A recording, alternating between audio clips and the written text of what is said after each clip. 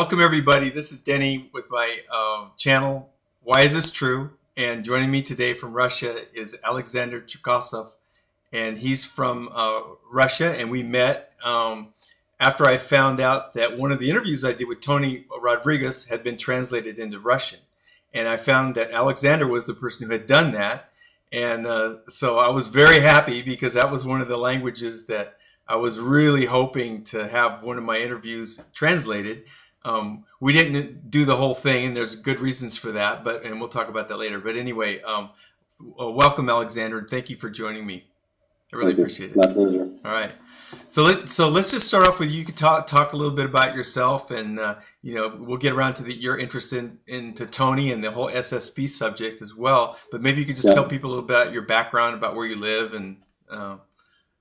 I live in right now. I'm living in a small city. It's a 300,000 people small city in the eastern Siberia, and I believe we have a 16 hours difference between you and me right now, between California and where I am.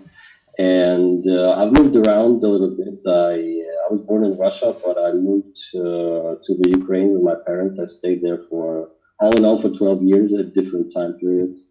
I also lived in China for 9 years, and basically I was always interested in the, I guess, international relations in the classical sense and how it all fits together. And I don't know if it's a unique thing that I will say, but since I was about 3 or 4, I remember watching TV and the news with my parents, and one of the things that I remember very well is that I think I was about 4 years old when I saw the historical Reagan Gorbachev, handshake, where they were actually negotiating for the nuclear arms, the disarmament stuff and stuff like that.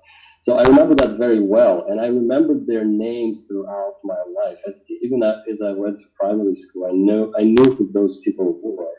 So it was a big interest to not only to figure out what's going on, but also to basically get into that and somehow, maybe study that and get deeper. So basically, I studied in China for 2 years. That was a Chinese language course of Mandarin there in Beijing. And then I had to move to the Ukraine, where I entered a international relations kind of institute, I would say, what we call a university institute. And so I studied international relations and diplomacy there. And I took Chinese in China, so I took Japanese here, which was one of my hobbies. So, and of course English was, always there all along. And so about, I think when I graduated, I went to work for a city council there in Ukraine, and it's the second biggest city in Ukraine. It's called Kharkov.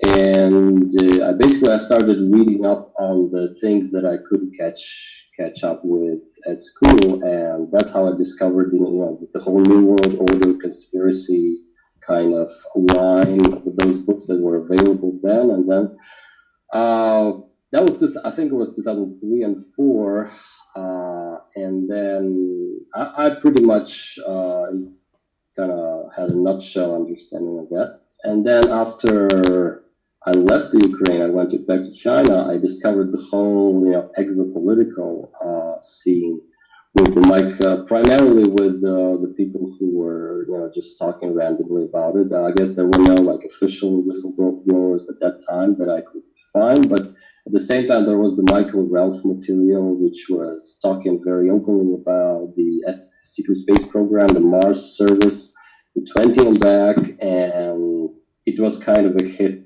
to me. It dawned on me there was something beyond that, but I couldn't fit it together at that time. So as much as it was very disturbing sometimes and stimulating, I couldn't make anything of it, and I knew I had to, somehow express it out in this information into the world, but I had no idea how to do it. So I kind of put it aside for a while after researching for a couple of years. And then in, I think it was 2011 and 12, when this whole, mass arrests, 2012 kind of hype came on, I picked it up again. When you say the arrests of who? The mass arrests, it was this is when Benjamin Fulford and David Wilcock like came out on that plane where they were talking about the mass arrest of the cabal and how that was an impending event. Yeah, right. Okay. How it would happen in 2012. So there was a lot of movement there. Okay. Like in the what you would call a conspiracy theory circles. Right. I mean, for lack of a better word. And I followed that through, and then I discovered Andrew Basiago's testimony, and that's how it progressed. And while doing all of that, I was also heavily researching and kind of doing an internal work on myself with the spiritual side of it all, and basically trying to integrate it while following the international relationship plane and following the exopolitical plane and the spiritual plane. Basically, this is how it all came to be. What I guess I'm doing now is that I came to a point when I couldn't just be silent anymore. So I guess maybe it's the age, the age that we're living in. My own age, personally, it's all synchronized. So I feel like I felt that there is a need, and I can fill that need for maybe more information for the people in my country, the Russian-speaking people, who some of them have access to this, to the updates of all of this. Can I ask you something? For a lot of the people that I talk to, they go through this awakening, this discovery, like you're just talking about. And they get to the point where, gosh, I want to talk to someone about it. And then they really don't have anybody in their family. They can't talk to their wife or their kids or their parents about it, or their people at work. How is that for you? It's been very unhealthy in that I would keep it to myself. And, I think the reason was that I was always trying to put a complete picture, which is never possible, probably. Together for people to present it to the world and to the people around me. So as I wasn't able to do it throughout all these years, I couldn't even open my mouth and say it, because it's basically it was a conjecture, suspicion kind of thing for me even. So as I started to translate some of these things, I realized that how much of that still was on that, back burner of still being confirmed whether it's true or not. So how is it now for you? How is it now for you? I mean, do you have friends or family that you can talk to? The whole, I don't know. I when I discovered like Michael Ralph, I had a strange thing that I'm somehow connected to this, and I thought maybe I was, or someone I know was there in this similar program, but I haven't been able to confirm that, but it's been a very healing process somehow, and we'll talk about it in a bit. Just being able to talk about these things. So who do you talk to in your circle? Is there someone in your family, or do you have friends? Well, in my family, but I've come to a place now where basically almost everyone I know, including some of my ex-bosses, are introduced to that. But that's only for the reason that those are the people who would be, more or less understanding of these. So you're not feeling totally isolated. Probably go out, and if people ask me after a couple of sentences, I would probably tell them that there is this new phenomenon going on. It is easy to talk about it now because it's so wide. For me, it's very widespread. I mean, to me, it's very naturally integrated thing. But for many years, it wasn't. So I wouldn't talk. Okay.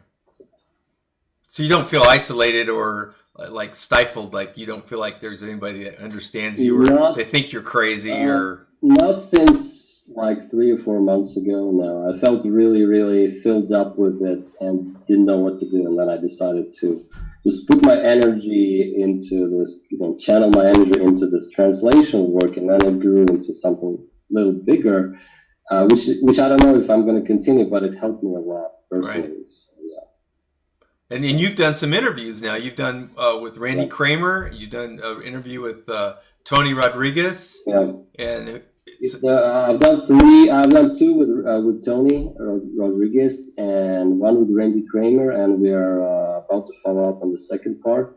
And also 1 with Ilyana the Star Traveler. That's great. Yeah. Yeah, so it's like coming home that was for something her. I moved. Yeah.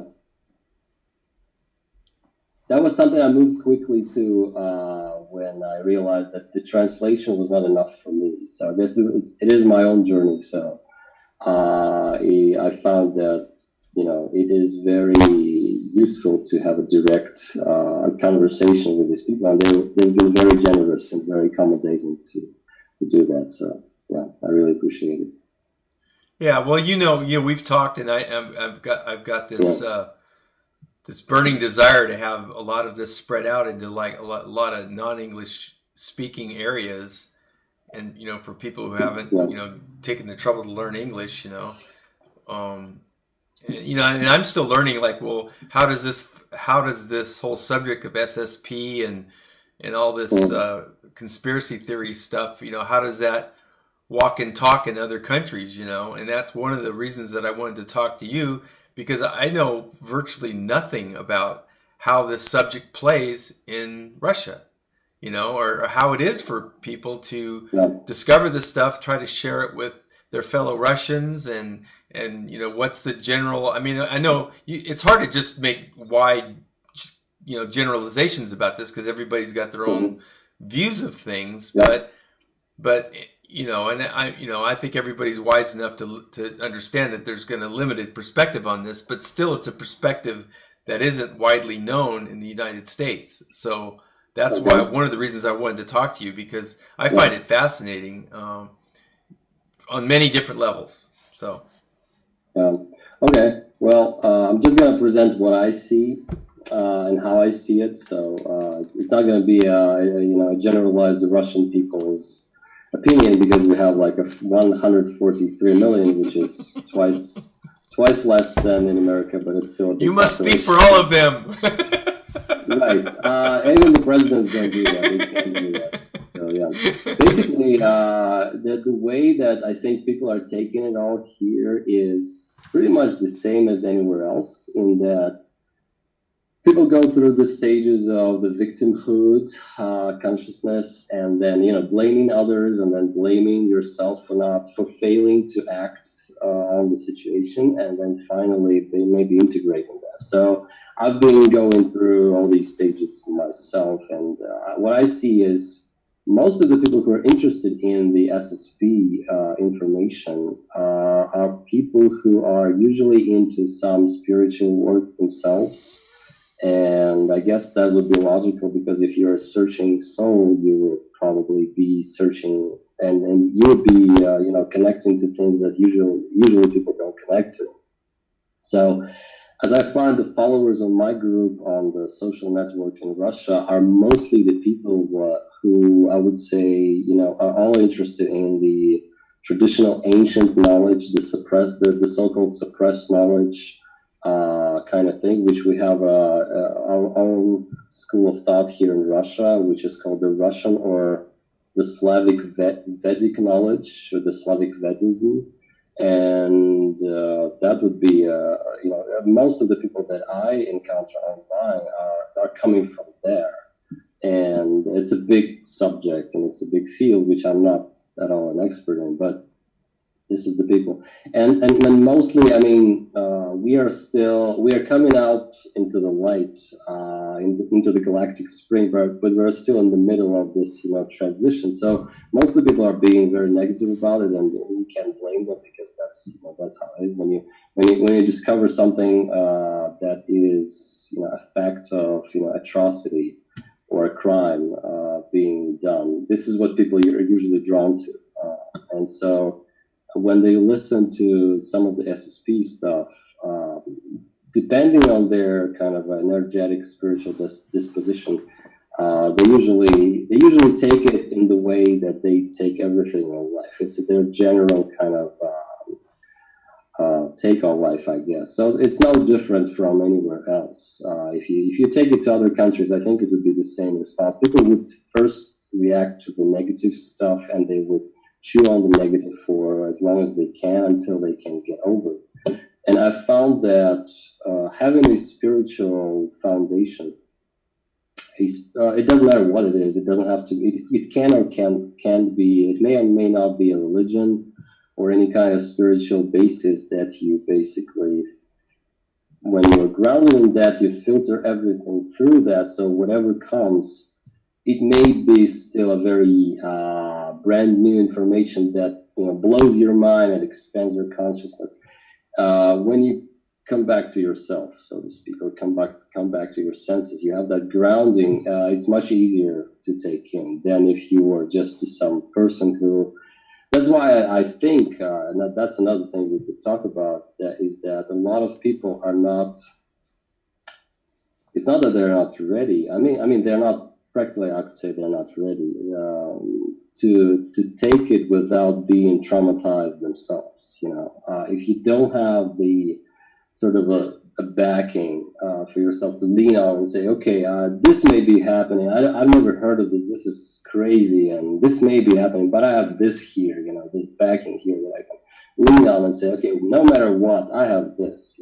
When people were fighting in a war, for example, in my country, especially, we had this. It kind of it filters your everyday mentality to, and it brings it down to one thing: what do you believe in about the world, about yourself, and what do you believe that you are capable of, and the people are capable of? Because you need to, basically fend off that aggressor, and this is a matter of your life and your nation's survival. And those times in history, I think, were very. Although they were very traumatic, but they were at times very, very empowering as well, because people who could bring out the best in themselves and the strongest in themselves. So yeah, I think this is what's going to happen with the secret space program after the initial shock of us just being, completely on the floor floored by this information. We would come to our senses and finally, make a decision, make up our minds on what we believe about ourselves and the world and how we can progress from here. So in the U.S., Alexander, like one of the, for people that are kind of going down the rabbit hole, one of the salient, like focal points for like crimes, crimes against the common man for us here is 9/11.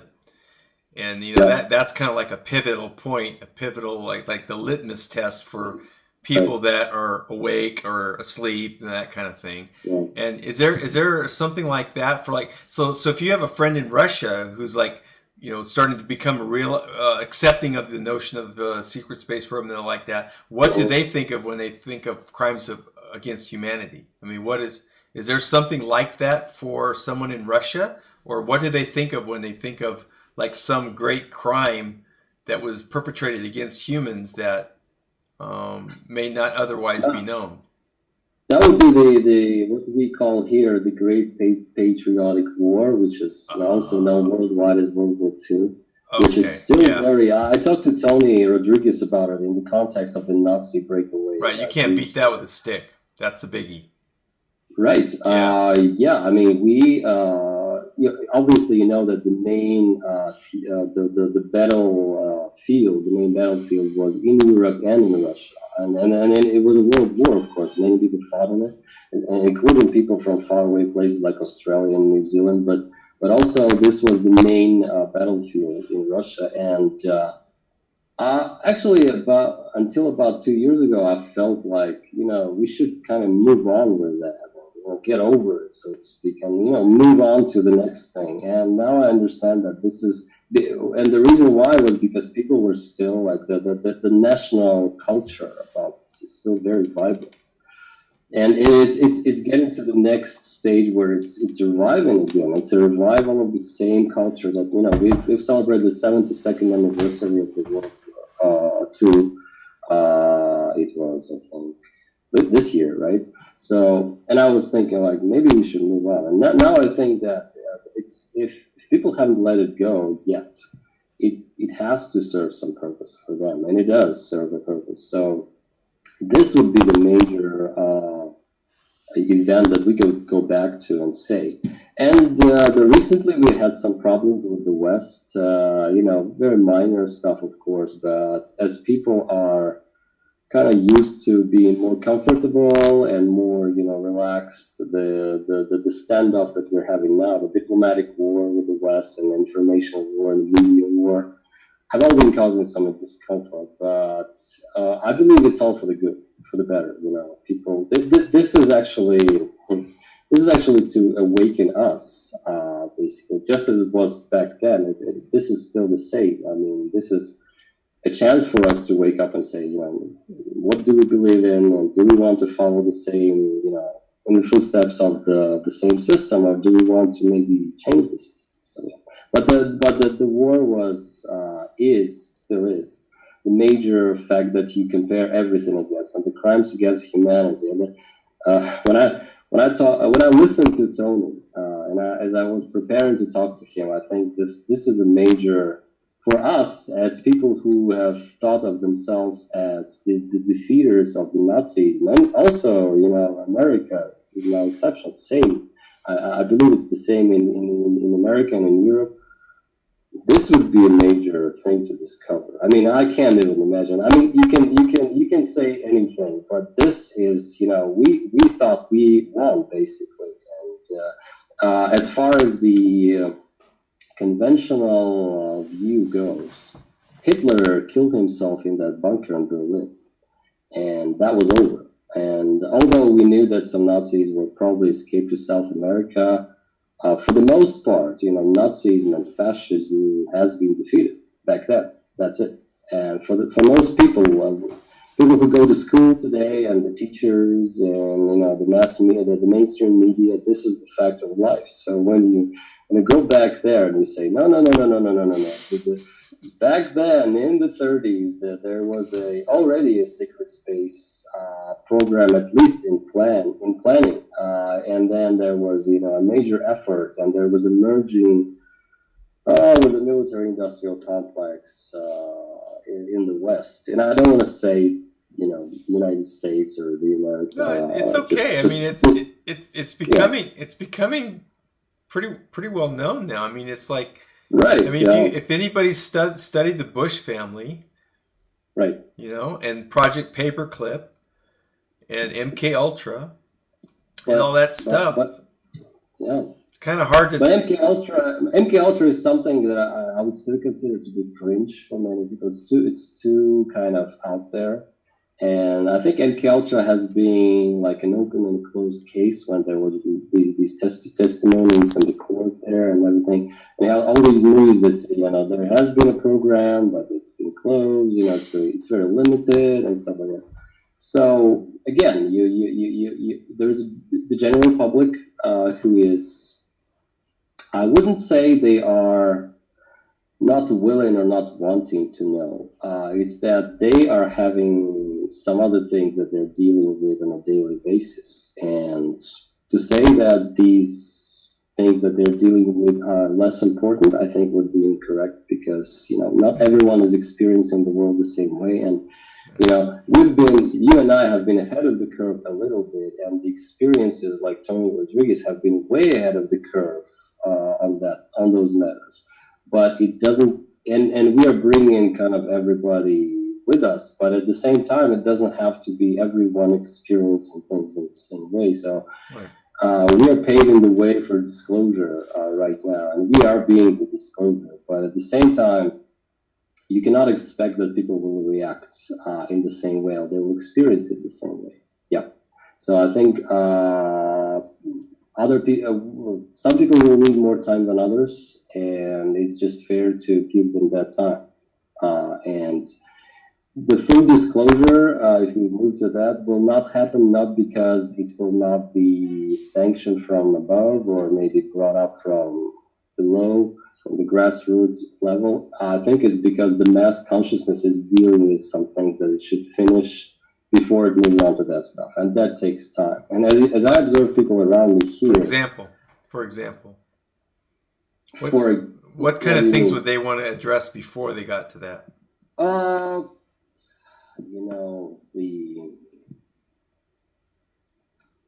You and I and people like us, we are not experiencers per se, but we're explorers. And because we're explorers, we kind of tend to think that everyone is, but it's not true. Some people are going to be experiences of the facts and information that we've explored, so that they're not going to have the same experience. They will live their life up to a point of discovering that in a very different mode. And when they discover that, they will have a certain reaction. It's going to be very interesting to see, but it's a different kind of, it's a different sequence of going with. So as I observe people here, I observe all kinds of people. Obviously, the old people, the young people. You know, for example, I have a 3.5-year-old son who, if I tell him about space, I don't want to tell him about, you know, the reptilians and, you know, the reptilians on Mars fighting wars. I want to tell him about the, you know, the inspirational stuff, you know, the mystery of space and all these things. And when he grows up, I don't know at what point he will find those things out, but I can't mount everything on him right now. And the people who are grown-ups are just the same. They're no different from people who are in these, you know, as children are in these natural stages in life where they cannot take some things in. The adults are in the same natural stage of their consciousness that they just not able to take it in at this point. So you have to give them some time, I think. So I've heard some people say, even some people who are considered whistleblowers in the you know, related to the secret space program, that some kind of a catalytic event needs to occur. Something needs to pop in order to get people's attention. Otherwise, they'll just choose to remain kind of in their little, you know, field of awareness, and nothing is going to happen. What do you think about that? Exactly. Yeah, I subscribe to that, and I think that the event is, as I think it was Adroni's channel by Brad Johnson, who we've interviewed, is saying that the event is a sequence. It's a progress. It's a thing. It's a work in progress. It's not a one-time event, but there will be events. And the reason why it's a sequence is that we are stepping up the energy like every day right now. And basically, what I said about time is, you know, as I said, we've been ahead of the curve and accepting all of that. And I guess we're somehow, because we're explorers or because we're somehow genetically connected to that or spiritually connected to that, I tend to take this information more easily than, I guess, a lot of people around me would. You know, and even I had to go through the process of, you know, being silent about it, not know what to do, you know, just completely putting it aside, ignoring, dismissing, and then coming to it. And I can't imagine how it would be for others, but the energy that is changing right now is exactly what is happening. And I see it all around me. People they have different ideas about life. They have different ideas about what's allowed and what's not allowed to think, you know, to maybe talk about openly. And it has nothing to do with the secret space program. It's just the general energy that I sense. So even in my family, the way I interact with my family after, you know, having done these interviews and myself, thinking about myself, has been a very healing process. So the energy that is, you know, stepping up right now is exactly what we need. And those events will come. I mean, the singular catalytic events will come, but they will be after a long, you know, array of preparation for it. So that when it comes, it will be still shocking, but it will not be detrimental to the minds, I think. So yes. So what about this idea that a lot of people who take an interest in this especially the SSP part of it, I've heard, I think Penny said this at one point. I'm not sure if it was Penny, but I don't think she was the only one. If it was Penny, said that, you know, if you have a high level of interest in this subject, the chances of you having been a participant in it is actually quite high. Yeah, I've been exploring that myself since the beginning. Yeah.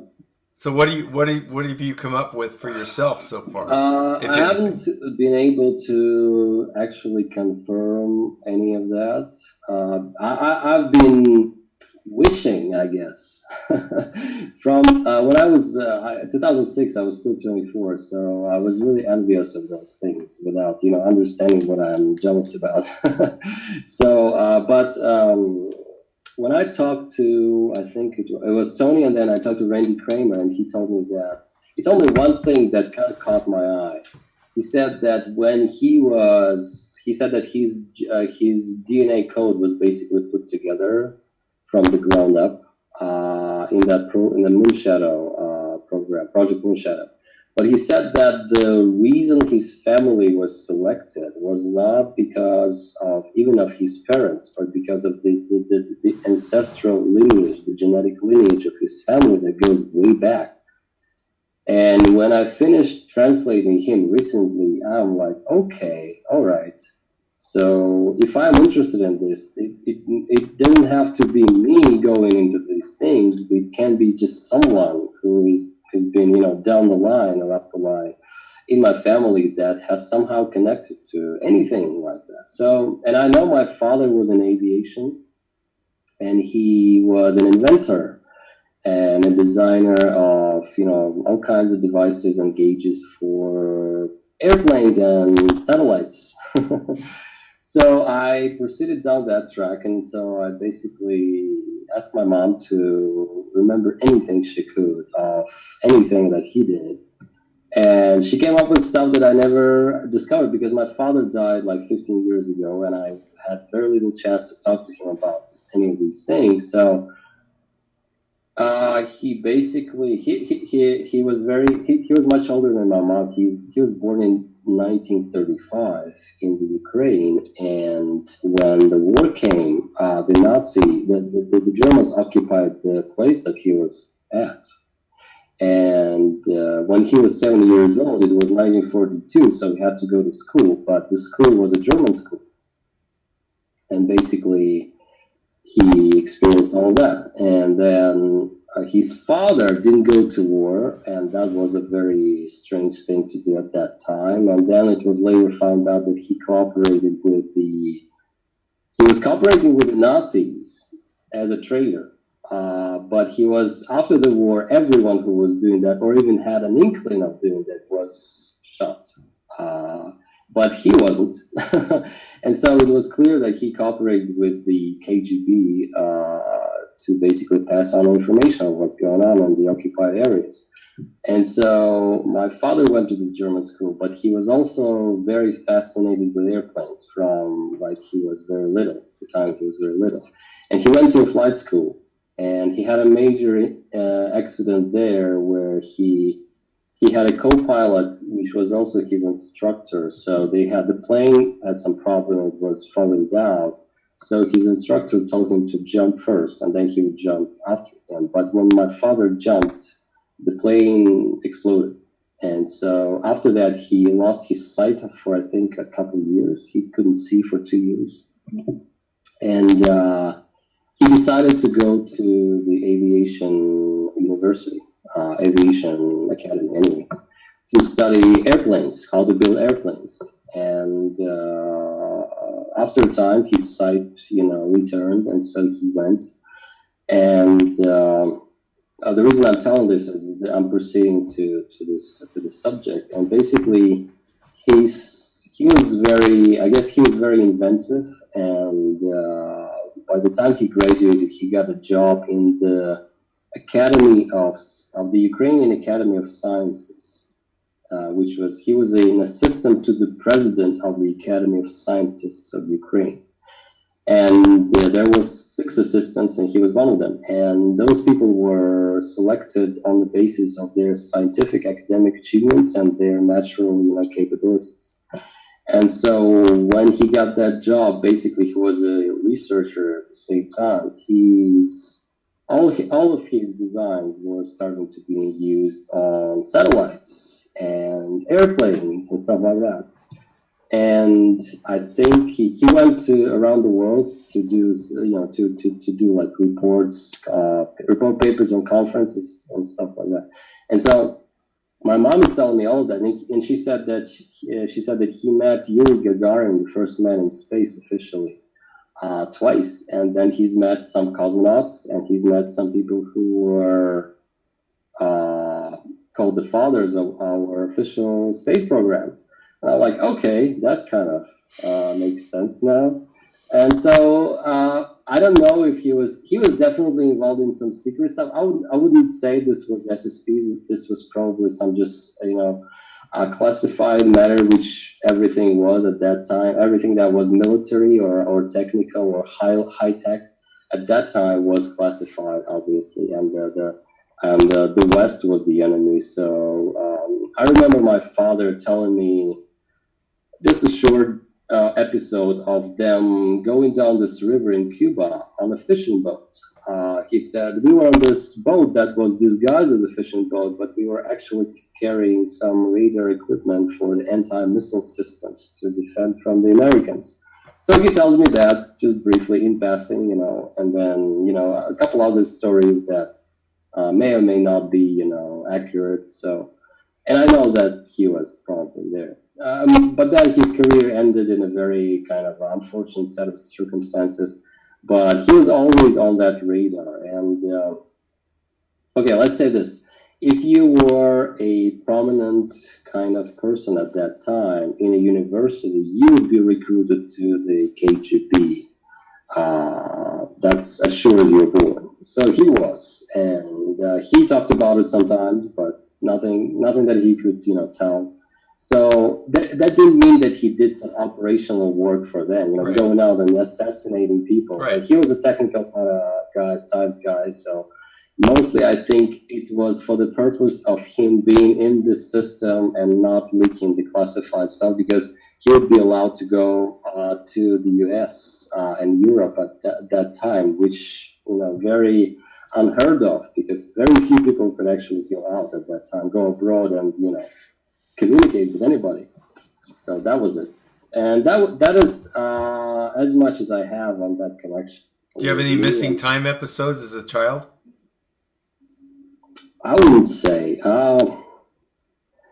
The whole Chernobyl thing was kind of interesting, because I actually was in Ukraine at the same time that Ilyana was, briefly.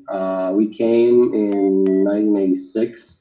And after 2 months, the Chernobyl disaster happened, and it was said even back then there were rumors that a UFO was hovering above the station right before and after the incident, and some people said that they somehow were trying to mitigate the effect, the detrimental effect of that, and some said that maybe that was the cause of that explosion, that the UFO was somehow, causing the reactor to fail and, to explode.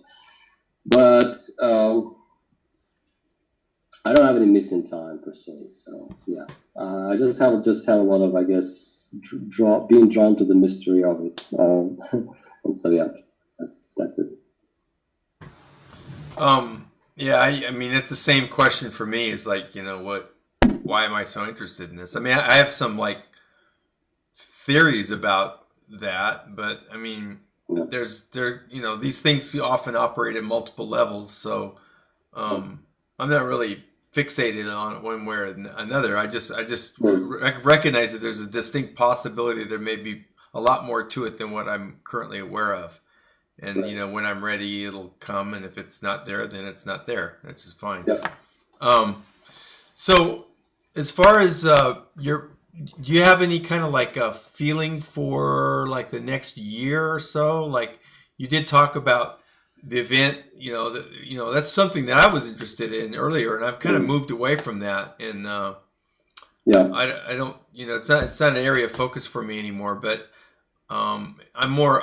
I guess I resonate more with the idea of what you were talking about, rather than big sun sneezing and everybody waking up in the morning and hugging in the streets or whatever. And which to me was a very plausible scenario, given if you look at the darker part of what's going on, you're kind of compelled to think that something like that would be necessary to actually turn the tide, turn the corner. Right. I don't feel that way so much anymore, but I don't really, I don't feel heavily committed to it. But so what I'm getting at is I've kind of more I resonate more with the idea of like several minor events kind of leading up to a more of a global change, in consciousness, so to speak. I don't know what those are, what the timeline is. You listen to people like David Wilcock, and he's talking about within the next, 4 to 5, 6 years or something like that, something big is going to happen. But he said that also. He also said, I'm not. I just want to make clear, I'm not against David at all. I've been listening to him for years, and I think he is right on track. But okay, people like him, they have to believe it's around the corner to do what they do, because this is their nature, and that's just fine, because this is what they should be doing. Exactly, telling people this is around the corner. And if you look back like 5 years, he's been saying this for years, but if you look back and you're really conscious of what's been going on, you will feel that progress. Maybe not in such a radical steps. Yeah. But you'll feel that progress. And people who are leaders in those movements, whatever movement that is, they have to look beyond and say it's just around the corner, guys. We just need to get to that next point, and then it's going to happen. But it doesn't mean that he or anyone else for that matter is either delusional or is mistaken. It's been happening, and it is happening, and it will be. It's just that if you compare it with the mass consciousness with an organism, and this body has to go through a surgical procedure, which is what the event will be. Before you go to surgery, you have to prep the body, giving it all kinds of medication and vitamins, and maybe doing some other procedures previously to that. So when they talk about the surgery, it's all right on around the corner, but you first have to prep the body for that, so that the body doesn't take it as hardly. It will be not as harsh of a blow for the body. So I believe that people like David are right on the spot, and they have to, like, people like that, they will never say, it's going to be, sometime 10 years, 15 years, who cares? They have to be on the edge, so to speak, and keep it there and keep themselves there, so people will wake up. And eventually they bring everyone else with them. So they are the agents of change. Because if they just mitigate it with saying, okay, let's wait 20 years and see what happens, no one will listen. And that's not their purpose. Their purpose and their nature, their role in history, if you will, is to say, the time is now, the 11th hour, whatever it is right now. So do you personally feel any sense of urgency? Not anymore, no. I have before, but no. So you don't feel like you should? I mean, you're being more public about your interest in the SSP thing. So what's your motivation behind that? I think that this is the time to share it, but not everyone will listen for now. Even if I post it on like 10 channels and on TV, there are TV channels that talk about these things. So it's still, yeah. Why is it time? It's still slow process. Why is it time then? What is the time? No, why is it time to share about these types of things? What is so significant about doing that now? It's been progressing, and so that's what we have now. I mean, I'm ready now we're all synchronized with this, the energy of the world. So as I am opening up, I feel that there are more people opening up. So this is the energy change that we are, and it's much more pleasant, actually. If I can use this word, pleasant and fun, to be able to slowly but steadily open up to these things and share, and being able to, instead of just having something hit you on the head and everyone else around you not knowing what to do. So when remember in the early 2000s and even the 90s, people were talking about the New World Order, and one group of people was talking about the New World Order coming, it's right now, it's very soon. And the other group was talking about the end of the world, which is 2012. And those who considered themselves to be, either spiritual or somehow ahead of the curve, they were anticipating that, and they were like on the edge of their seats. It's coming, it's coming. And then after that date expired, we kind of all came to our senses. And now I feel that it's kind of a massaging process for us as species, slowly move into that, and it feels more natural now. So I feel for me and for the world, I think it's better that it goes in these stages, and instead of just hitting everybody at once. So when an event comes, whatever that event is, it will be exactly reflective of the people's readiness to receive it, to experience it. Even if it will be shocking, the initial shock will be much less than if it were, say, 10 years ago, 15 years ago, and so on.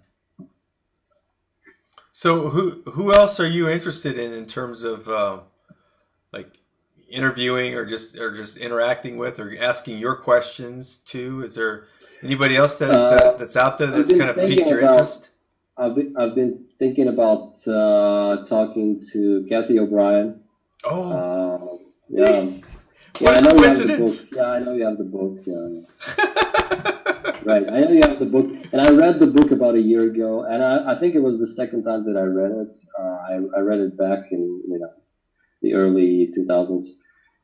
Also, there is a woman in Australia. Her name is Fiona Barnett, and she has been a SRA whistleblower now for some time that I've been meaning to talk to. And what happened to me with Kathy O'Brien's book and Bryce Taylor's book, Thanks for the Memories. I read those two books about a year ago. That wasn't the first time I read them, but that was the first time I actually consciously went to read it, and it had an effect on me. And the effect was very interesting. I was asking myself, I know about this stuff already, and I pretty much know what's going to be inside of it. So, but I was like avidly reading it. So, and I didn't know why. So after like a week or two, I was asking myself, okay, I must be drawn to it because I had some, terrible abuse experience or something like that. And then it came to me that, first of all, I felt this kind of integration of myself, like a more whole self after just reading the book. I think the book was like an additional catalyst for my own kind of process. And so I realized that they talk about multiple personality disorder there. That is induced, and that is induced by others, and is a very severe and extreme case. But in a sense, we are all multiples, and we all have repressed stuff in ourselves. So as we read that, and that's what I was saying about other people not experiencing the same things as the experiences themselves, but after listening to that, which is your idea, reveal and forgive, they will become whole just by being exposed to other people's experience. But they need time to do that. So basically what I felt is I felt this kind of an internal integration after just reading this book. And I think the book was just a catalyst, of course, but that's what I had. And I think the reason why we should talk to these people and bring this information out is exactly that. Those who are ready will be drawn to it, and when they are drawn, they will first be shocked, even if they don't know this, and they will have a process of waking up and saying, okay, if this woman went through this and she healed, then all that other stuff that I've been holding to for so long should just go out the window right now. I don't want to hold to it anymore, And so this will be a liberation for other people as well who haven't been exposed to such extreme cases. And I think that's why, if you talk on a higher level, that's why these souls that basically agreed to do it, to go through such extremes, have come here to basically wake everyone up, to show by the extreme example what can be done and what we have been doing to ourselves, all of us, throughout this whole time. Yeah. So So Kathy O'Brien is someone that does interviews, or do you Yeah, know? She does. yeah. I think she did one. I think she did one to for Gaia TV recently. Did you see Really? that? Yeah, No. and yeah, I saw it. I think it was about 2 or 3 weeks ago that she, and it was a free episode, I believe. So it On, might have been recorded a little earlier than that. And on Fiona Barnett from Australia has been very outspoken as well. If you research her, she which is show on Gaia TV? Do you know? she went on Gaia with Regina Meredith. Oh, with Regina. Oh, Yeah, yeah, okay. All yeah. right. And I saw it, but yeah, I was thinking about Kathy that day. I'm talking to Kathy that day, and I discovered that link, and I thought, okay, this is a good, interesting synchronicity. So I watched the episode, and then I moved on, but I think maybe I'll get to it sometime. Yeah. Wow, that's great. What about Bryce Taylor? Oh, Bryce Taylor. I don't know if she's anywhere on the radar, but I've read the book, and it's just amazing. Oh, especially in the light of, she's actually revealed some stuff about the whole Kennedy, and even prior to Kennedy, the whole dynamic that was going on behind the scenes, behind many presidents' backs at that time, and how Kissinger, mostly Kissinger that she's talking about, because he was her handler for many years, and Bob Hope also.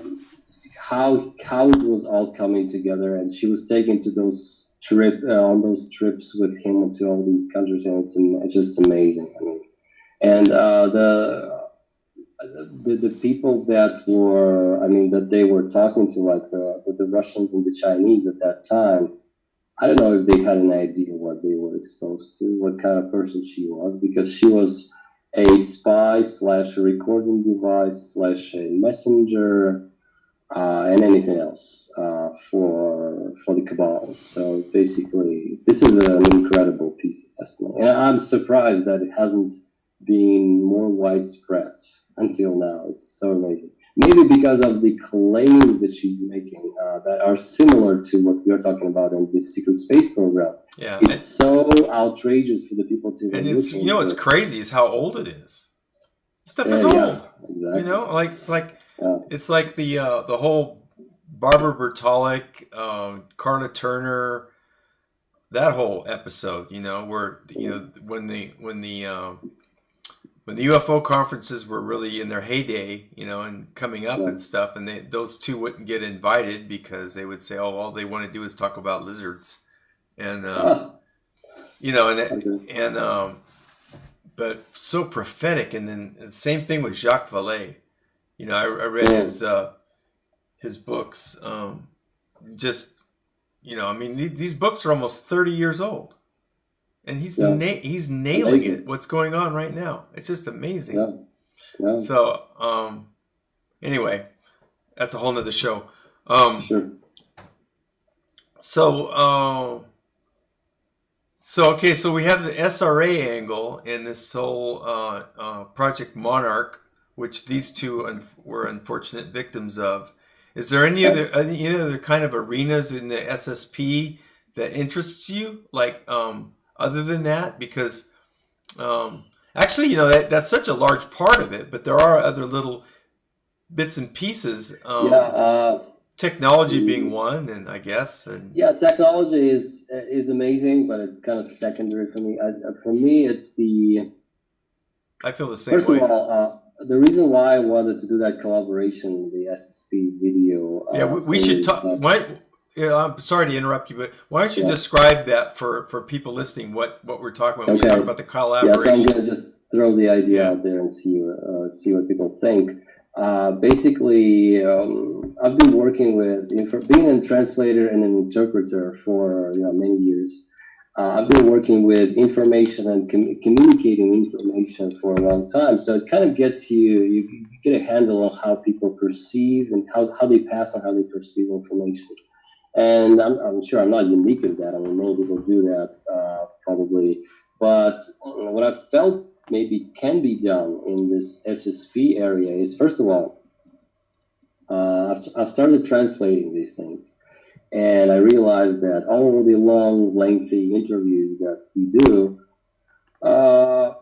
although they're very good, they will not serve the purpose of touching more people in the long run, because you have to be into these kind of things to even sit down and watch a 1 hour interview, 2 hour interview.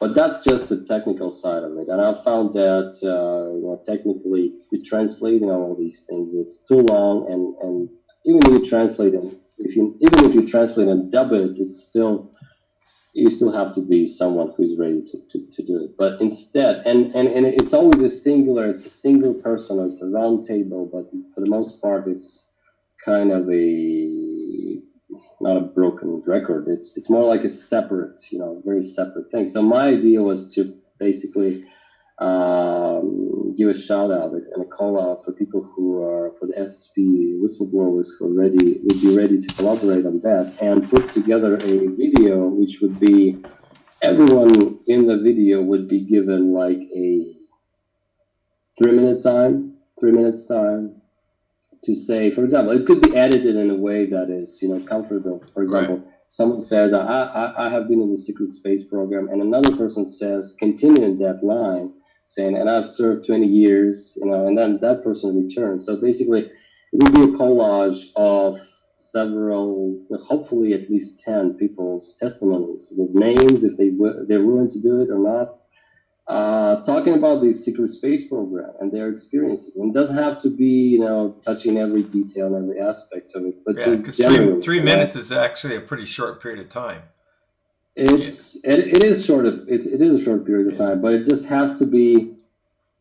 Well, we'll see. I mean, that's just an idea. It's a short bio. It's a way of them introducing themselves within a video that's not too long for someone to sit down and watch, and get introduced to a number of experiencers that kind of covers the spectrum somewhat of what we're hearing now. We have the main kind of main points and main bullet points and aspects of that can be shared by everybody, right? All of them, right? So that's, I think, what the main thing is. Of course, the personal details and experiences are the things that people will go and explore later. Right. And I've seen my work, for example, even in translating all of that, is like opening the door for others, because there is no lack of talent in either the translation field or the distribution field or the production field, for that matter. There is no lack of people who could be doing that. It's just a matter of, connecting to those people. So when you open the door for others who say, okay, instead of maybe, translating TV shows from America, I would sit down and translate this bit because this is, mind-blowing for them. Or they will think, oh, I've heard of it, and this is important, so I'll get on that and I'll do it too. So what I've seen is that every time there is an episode of a TV show, foreign TV show, yesterday, and we already have it today, translated and dubbed by 3 or 4 teams of people in Russia. So if you have, for example, the Game of Thrones episode today, so it comes out this morning, for example, and in about 3 hours you have the first version with subtitles, and then in about 5 or 6 hours you have the first dubbed version, and within 1 day you have 3 or 4 dubbed versions that are done by separate teams throughout the country, because some people just like to see that version of that, translation and dubbing team come out. So they wait for that version and they watch the Game of Thrones in that format.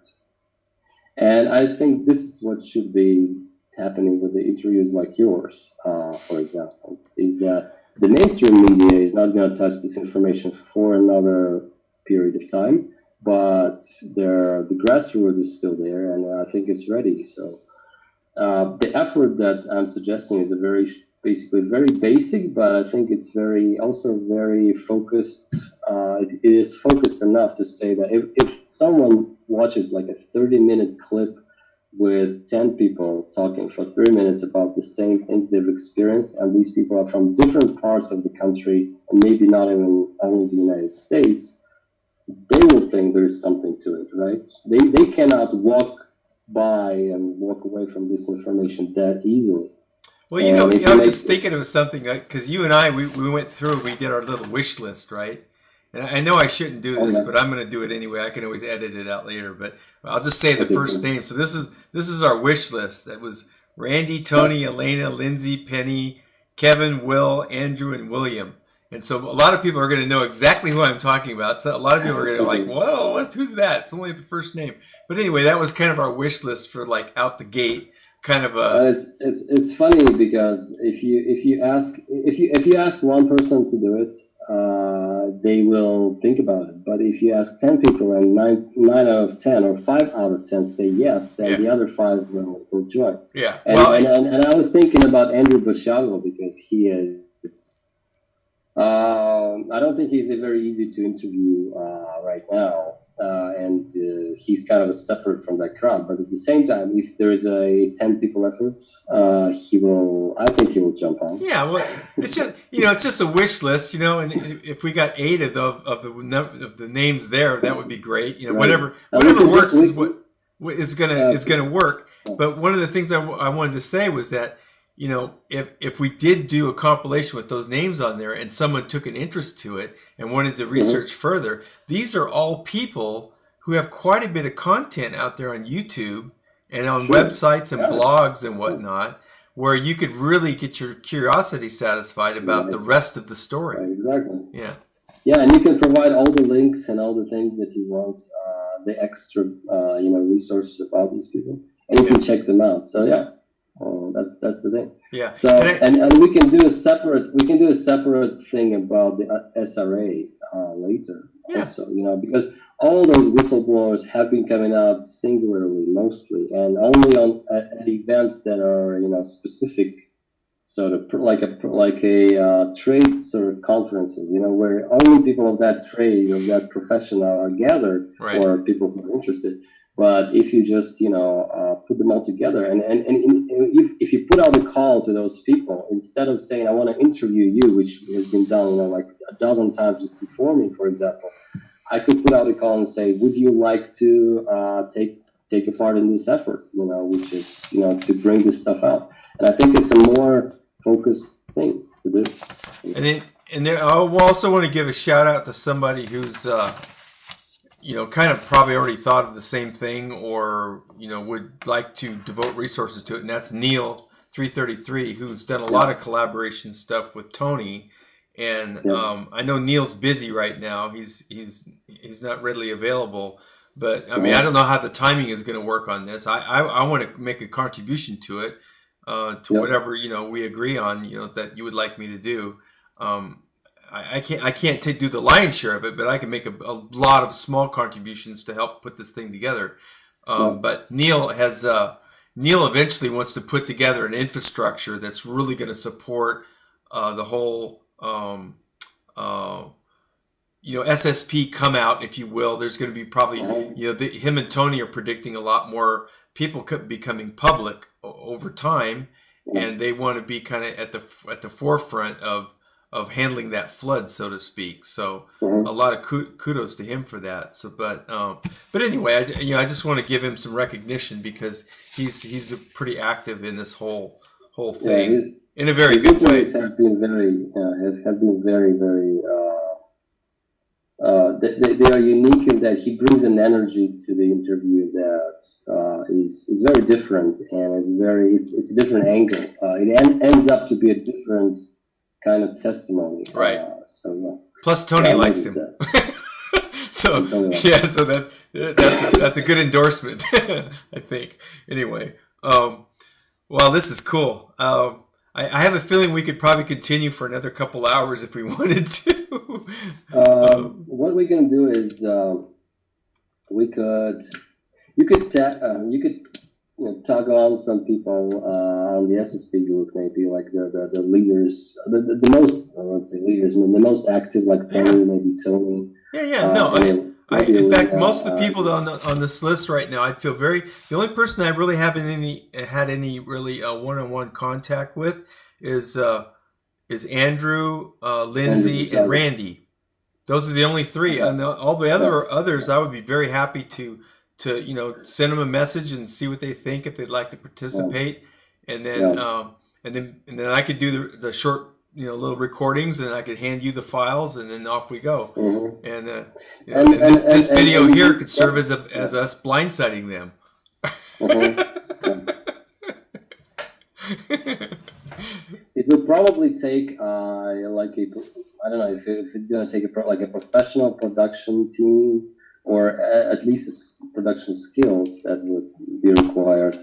So I would be instrumental in just bringing the idea to people, discussing that, brainstorming some of that, and maybe writing the storyboard of how it can be done. And then what comes out of it is, it's a collective effort. But I think in the end, there will be like 2 or 3 people really working on this production thing. And then the rest, the people who are doing the testimonies, they will just, go along. They will just say, okay, I like this. And they'll just do it. So I guess basically what we need is the initial okay from those people. Yeah. And then we can then see how we can put it together, I guess. Okay. But how much time do you have left?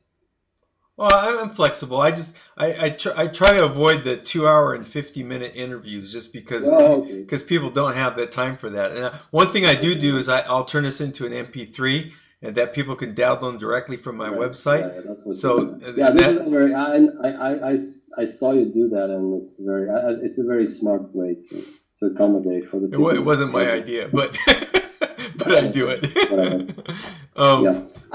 Yeah. Okay. Go ahead. Yeah, I have a web guy who's 19 who's kind of like steering me here and there, and my latest endeavor is T-shirts. So now that's what I'm working on, T-shirts under his guidance, so to speak. Yeah. So yeah, I mean, if there's anything else that you'd like to bring up as something that would be good for this first interview, and believe me, we could follow up. We could do another interview later if we think it's helpful. That's fine. We can talk about some stuff now, and I would like to continue with. I would like you to ask me to keep asking me about how Russia and Putin and all those. And China, for that matter. Okay, well, one thing I wanted to ask you about, I did an interview with Lotta Ray, who she's very comfortable with making generalizations about the various countries' roles in the world, and she's very much emphasizes this idea of Russia being the great balancer. Okay. And I think she's got some pretty good arguments for that position. But I don't think it's widely shared. She has a pretty good following, Okay. But I'm curious what your feeling is about that. And if you don't have any, that's fine. I mean, I'm just curious. I haven't watched I've watched your interview with her like for 3 minutes, and then not because I didn't agree with what she was saying, but I guess because I was mostly kind of in the know of what she was saying. I didn't decide to just watch the whole thing. So yes. Well, if Russia is the great balancer, then the U.S. must be the great what? What do you think? Well, one of the things that she said that I thought was kind of cool was the whole yin yang thing, and that the U.S. is taking a very proactive, aggressive kind of male, to that approach. I'm anti-government myself. I've been that way before I even looked at UFOs. I was sure I'm on a list somewhere about being anti-government leanings. I'm very phobic about the military, law enforcement, the court system, all that stuff that's in the U.S. here. It repulses me at a very visceral level. So I don't have I really don't have much respect for government in general, the state. I have kind of an anarchist mentality. So the idea of the U.S. government being taken over by Nazi infiltrators through Project Paperclip, that actually for me explains a lot. So I would, so I would say if Russia is the great balancer, then the U.S. is the great shit disturber. That's to me. Which is another way of saying the Great Awakener for everyone. Well, perhaps. Yeah. It depends on how you like to be woken up. Some people like a kiss on the cheek rather than a hammer on the head. So I don't know. Like you said, people are going to experience things differently, right? Yeah. And I have empathy for people who feel very patriotic about the U.S. And I know there's some things that are actually quite redeeming about the U.S. But my personal feeling is that the government is kind of like the shitty end of the stick as far as the U.S. is concerned. And I like, for instance, I have when people say, an American says we, and they lump the population of the U.S. in with the government because we've been all brainwashed into this idea that we the people, that kind of thing. That makes me recoil, because I say, okay, so when you say we, does that mean you support what this government does? Would you do the things this government does? Does that really make sense? And then it gives them pause, and they go, well, okay, well, that's not it. Well, yeah, I say, yeah, you're very distinctly separate from your government. You may live here, but that doesn't mean that you are part and parcel to that activity. And one of the problems with that argument is the fact that most of us here, as adults, we pay federal income tax, which makes us very complicit in some very unavoidable ways. If you're helping to finance the activities, that kind of puts you in a special category, in my opinion. So you can claim ignorance in that regard, but I wouldn't want to be someone trying to do that. I wouldn't try to play that card myself. Yeah, and that's your right, not to support the system. But after talking to a lot of people from a lot of other countries throughout the years, I found that there is no people is satisfied or is willing to be compliant with their government, at least verbally. But I could make a case for saying that, the government it hasn't come down to us from outer space. It's formed out of the population, and no matter what you say, people say, okay, but that's true. But then when you go into the system changes you, and that is true as well. But if you're not willing to be changed or agree to the system, you wouldn't. So even those who work in the government, they first of all, they came from the population, and they are part of the population, or have been before. And although this is a separate system right now, whereas when you can say this is me and that is them, it is still something that a lot of people are allowing. And a lesson that I've taught myself, not long ago, is that I am not the whole like when I look at my government, right? I have to tell myself that whether I like it or not, it is allowed / created by the whole population of my country. And again, maybe experience it differently than others. Others may experience it in a more negative way. I maybe experience it in a more positive way. But it's still, and as I look at it in more positively, I still don't like something, but I'm not the whole population. So yeah. So when you look at the government and you say, the government is doing something wrong, it is first of all, it is your personal relationship with this thing outside of you that you classify as either being this or that. And everyone around you may have the different idea. But what I believe strongly is the government system is the energetic average, and I'm gonna invent a term here which will serve for the time being. It's an energetic average of the mass consciousness of that nation. And in that context, your president and my president and your government and my government are the most accurate and most needed representation of the energy, of the collective energy that we have now. It doesn't mean they're good or bad. It doesn't mean they're negative or positive. It's just how things are. And if you want to change it, you can change it from there. But this is how things stand at this point. So you don't really just subscribe to the notion of most of that just being theater.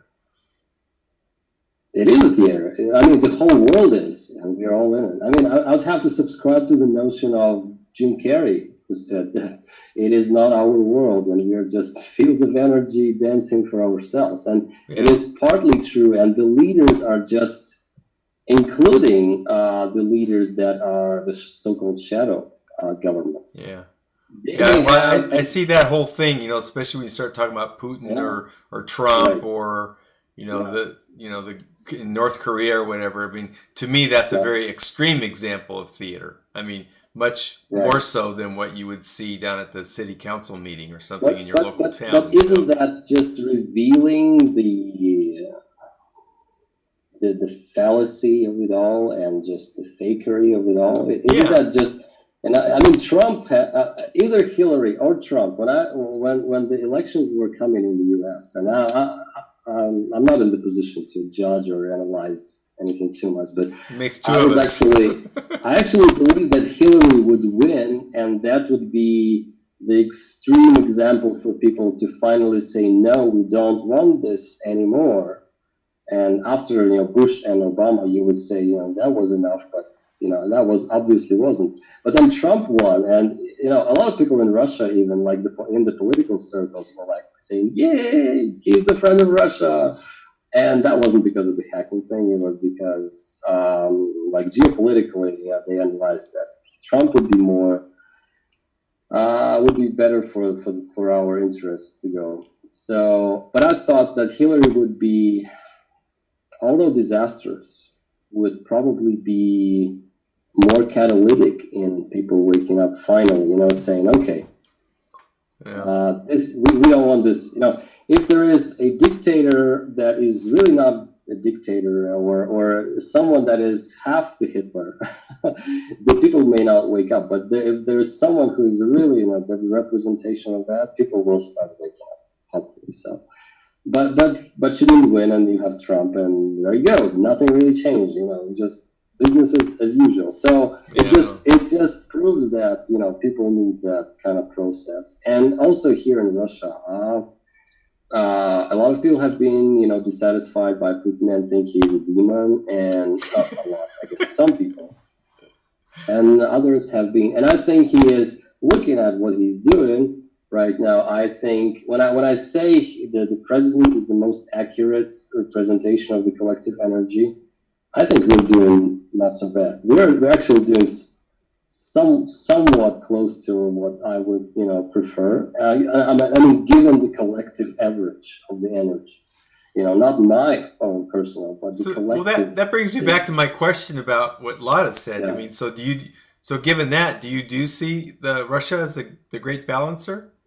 Yes, it is, and it may know or not know it. We may or may not know it, but it is. I think it's the great balancer between. Right now, it's the great balancer between many things, but mostly between East and West. I think, but also between other things as well. And I think like between the U.S. and China, maybe. In a way, but that's gonna go bad soon. I think with the U.S. and China have a lot more bone to pick than the U.S. and Russia. So those guys in the White House. Well, that's what I'm saying is Russia has a unique position between those two countries to serve as between the West, to serve as a tempering West, kind of influence. And China. True. And I think that because it's a nice sounding word, balancer, it doesn't mean anything. We're still going through the same awakening process. And the reason I said that the United States is the great awakener is because I think it was But 3 years ago, we had these. We started having, because of the Ukrainian situation, we started having these problems with the West, like major economic sanctions, and all these things coming. And I've read a lot of stuff on that at that time, and I suddenly realized that this was for our good, because this finally gives us the chance to finally say who we are and what we believe in and how we want to handle this, instead of just following in those the Western system's footsteps, there's nothing wrong about it. It's just that it seems to be, failing on many fronts at this point. So. Yeah, I for one think there's a lot wrong with it, but that's... I think America is you have a tough. I mean, your country has a very tough role, because you will be demonized and have been demonized already, but you'll be demonized beyond belief, and a lot of people will be just generally assigned that that thing that you are the whatever the shitster or whatever. The Great Satan. Go ahead and say it. The Great Satan. The Great Satan. Yeah. The Great Satan. So, but it is still a role. Someone has to play that part to wake people up. So you have someone who. In Hillary's defense. If you don't mind me saying, I'm just going to be sincere, but not unkind. You have someone who is so asleep that, and everyone else is asleep as well, but they're so asleep, but they're actually sleepwalking. And as they're sleepwalking around the world, they're waking everyone up. Wake up, they're saying. So basically, as you sleep, as everyone else is, and we all need to wake up together, you have taken upon the role of being the sleepwalker who is, hitting people with a stick and saying, wake up, I'm asleep as well, but I'm going to, name you names, and I'm going to beat you here, so you can wake up first, and then you wake me up. Maybe you wake up and stand up and hit me or something, or maybe you will just say, get away from me, and then I will wake up and say, who are you talking to here? So this is what I see happening here, and that's a tough one. I think it's going to be tough. And so being a great balancer is just a role. Being an awakener is just a role, And so I think the Cabal is, we are talking about these things like the awakening and the ascension, and then this new. We talk about this new period of history as if we are the only ones who are aware of this. And I think, sometimes. And I think the Cabal has been, ahead of this and has to be, somehow. So what they've been trying to do is that there is this objective, energetic, historical process that's going on. And I mean, I think the most intelligent and enlightened of them, if there are, you would think that, right? They understand what's going on. They understand the days of the system are numbered. But they are still, by inertia, the system inertia, the human factor inertia, they're still doing the same thing that they would do 100 years ago, 500 years ago. They divide and conquer. They use the duality, the Hegelian tactics to divide, and to play on opposites, and basically. I'm glad you know that word. Huh? I'm glad you know that word. Yeah. I don't find too many people who know about Hegel. Yeah. And they basically use the same thing, but they have to know about what's coming, right? And I get the impression too that there's some things that they have tried to do and they have not been successful. And I'm very curious about that. And that includes the reptilian faction as well. I think they knew that this would be coming at least 500 years before. Because they know time travel, and obviously they can look in and they can see there are even if there are still negative timelines, there is more and more and more and more of on the positive timeline spectrum coming out. So what they've been trying to do with this time travel lately, they've been hectically and frantically trying to alter to maybe switch the timeline. But even when you listen to some whistleblowers like Tony, they basically screwed up his blank slate, and that's what you have. That's part of it. They're not perfect. They're also making mistakes. And as the 11th hour approaches, they will make more and more mistakes. And I think the most intelligent of them, which you always have a group of people where there's the most enlightened and intelligent, layer, and then the rest of them is just, following into whatever role they have. They understand it, and they've been just trying to take the most advantage they can of us and of this planet. I mean, this planet has been there, a blast for them for many centuries, and I know that they know. I suspect that they know everything that's coming, and they know, like, when people say, for example, I've seen people post things like, the cabal is shifting the power center to the east, to China, and all that gold is taken to China. That's what, Ben Fulford and others have been talking about. And I think what they've been doing is that they've been foreseeing these things come naturally, the shift of the energy naturally, and they've been trying to take the full advantage of that, of saying, okay, if this is going to happen and this is inevitable, I'm going to step in. And I can just picture Kissinger, thinking that, and somewhere in the 60s and the 70s, I'm going to step in, I'm going to be ahead of that curve, way ahead of that, and before even anyone, opens their eyes and says China is on the rise, I will already be there, stepping off the gangplank and shaking hands with Mao Zedong and talking about that. So. And I will be, prepping everybody for this. And if this is inevitable, we're gonna give up all our identity, and we're gonna move all the gold to China, and whatever comes of that. But we're going to hold on to this power. And if you know anything about Chinese, and Kissinger would be a person who has done a lot of research on that. He's had books come out on China and academic papers. Research in China from very ancient times, and that's not an accident. He has actually a whole book that thick saying, the book is called Kissinger on China, and he is exploring the Chinese political mentality from very early. Anyone who knows the Chinese as well as even I do, which I'm not a conventional sinologist, knows that once you step into their territory and once you step into their sphere, it's over for you. You have to play ball. You may not be conquered by them, which is not what they do. They never conquer you. They just suck you in. they are like, yes, they will, as someone said, they will squeeze you to death in their friendly embraces. Right. That's what they do. So basically, they have to, the cabal has to put up with Putin. Not put up with Putin, they have to collaborate with Putin and negotiate their way. And it's funny that we have such a intense political standoff right now, given that there is so much of the SSP out there, but they just won't give up on this planet. They don't want to leave this planet. They want to stay for good.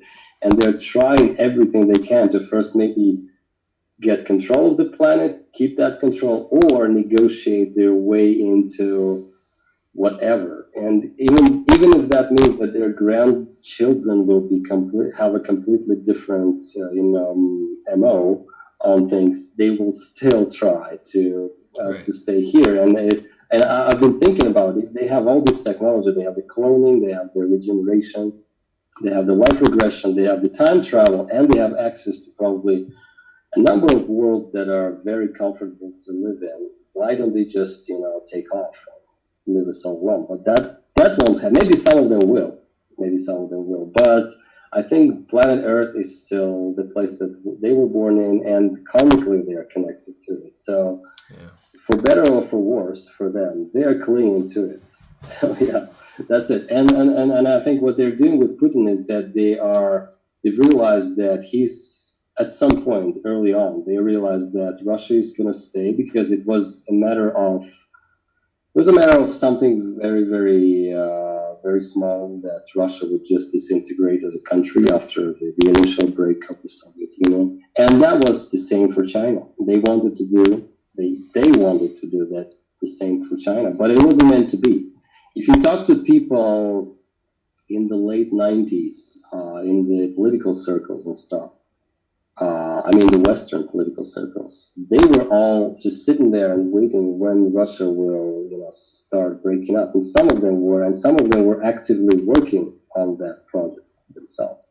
And if you talk to people in the early and late 90s as well, there were ambassadors, giving reports to the White House saying, China, it's a matter of months before China just breaks up in 2 and 3 and 4 and 5 states, and we're going to have a very good hand on this, and everything is looking bad, But it wasn't meant to be, Those countries stayed, and I think the cabal realized that no matter how much infiltration you have, there is this immune system that those nations have that will withstand it all, and it may kill you if you get too deep. So they have to negotiate with the Chinese, and they have to negotiate with Russia. And what they're doing is they are allowing Russia and China, it's another subject, but they are allowing Russia to maintain their sort of balance internationally, at least, while the banking system is completely attached to the West and completely integrated into the Western system. That is also, by design. And so, while suppressing the growth, the fast growth of the country, they're using and or collaborating with Putin on some issues that they cannot balance themselves, like the Middle Eastern problem. I don't think it's an accident that Russia could, just step in and go to Syria, and that was a matter of negotiation. Once we've tried the order out of chaos thing, maybe you can help us with that. And there is more than one faction of the cabal, I believe, or we call the cabal anyway, the controllers, whatever. And all of that has to do with this. Objective historical process of, one land is rising, another land is going a little bit below. But then in the end, I think all the countries, there will be a level playing field in the end. And that's going to be I believe it's going to be in the middle 2020s. By the end of 2020s, there will be the multipolar world will be the fact of reality by then. But before that, we're going to have a lot of interesting times. Wow. I got a prediction out of you I didn't even have to ask. Okay. You're welcome. All right. Well, I think we're going to wrap it up, and I really appreciate you doing this with me. And we can always follow up with another interview at some point. We might have some news to discuss, to analyze at some point. Because I agree that the next few months, especially the next few months, probably up until early spring, could be pretty eventful. But I didn't say the next few months. I said the next few years. No. I'm saying the next few months. You're saying okay. As an excuse for us to do another interview. Okay. Yeah. Right. And what I'm referring to is the eclipse that transited the U.S. and had astrologically some very ominous signs for not only Washington D.C. but also the Vatican. Okay. And so I'm kind of like a closet astrologer, so I always pay attention to that kind of stuff. And so anyway, Alexander, thank you so much. It's been a pleasure meeting you, getting to know you. I want to thank you again for the translation work that you did on one of my interviews. I really appreciate it. And then I will make some contacts with some of the people on this list that I rattled off. Mm-hmm. And if you want to send me any kind of like a rough overview of what you have in mind, I will pass that along to them. Okay. And if I don't get that from you, I'll just go ahead and put the bug in their ear for starters. And we can always follow up with something that you create later. Right. So thanks again. Thanks everybody for watching, and we'll see you again. Bye-bye. Thank you, Denny. Bye-bye.